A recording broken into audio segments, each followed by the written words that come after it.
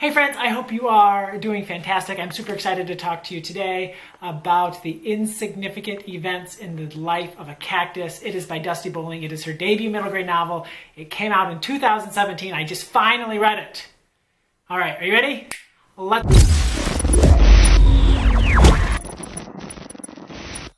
of the things that happens to me so often is I'm always trying to read the next great book. I'm always trying to read the book before it comes out. I'm very blessed and lucky enough to get advanced copies of books in the mail, and I always want to be on top of what's latest and greatest.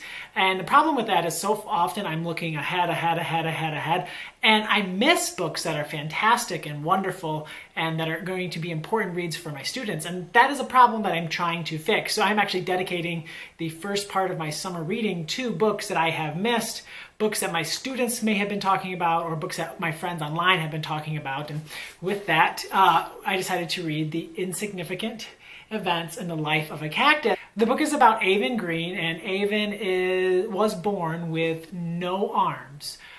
From I guess right here, she's just born with no arms, and she goes to a school where everyone knows her. They've known her since kindergarten. She's gone up the ladder with the same kids. They all know her. They all know how she does things a little bit differently because she has no arms.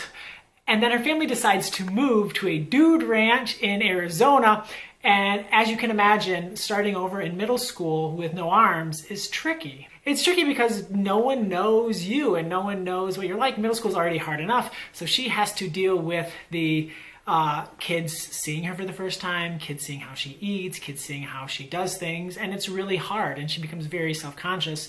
And that life is just not what she had before when she lived in the community she had grown up. Avon befriends a boy named Connor, and Connor has Tourette's.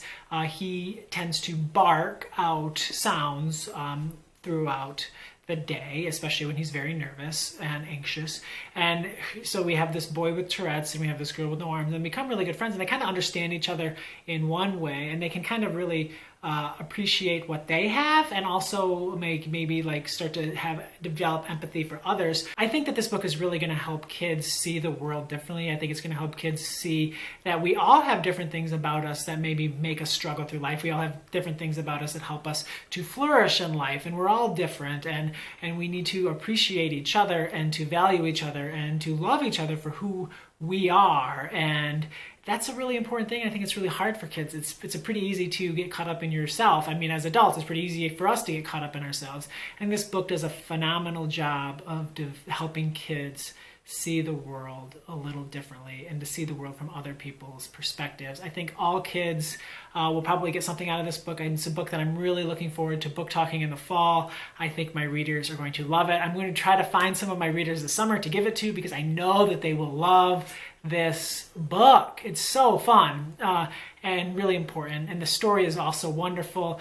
There's this little mystery, what's going on at the dude ranch and how things are and who's the owner, and I love just the threading of the different storylines together. I'll put links down below if you'd like to order this book. It's really a wonderful addition to classroom and school libraries. Thank you so much for tuning in. Let me know what you're reading, because I need to continue to add books to my to-read list, especially if there's maybe something that was published last year that maybe a lot of people aren't talking about, that maybe I missed. Another one that I missed, I don't know if this is 2016 or 2017, was Gordon Corman's Restart, and that's the book that I'm currently reading, because this book just made its way around and around and around my classroom, and I hadn't read it. And now that it's summer, I hopefully can start to find a little more time to read. I'm going to try to catch up on amazing books that I may have missed. Have a wonderful day.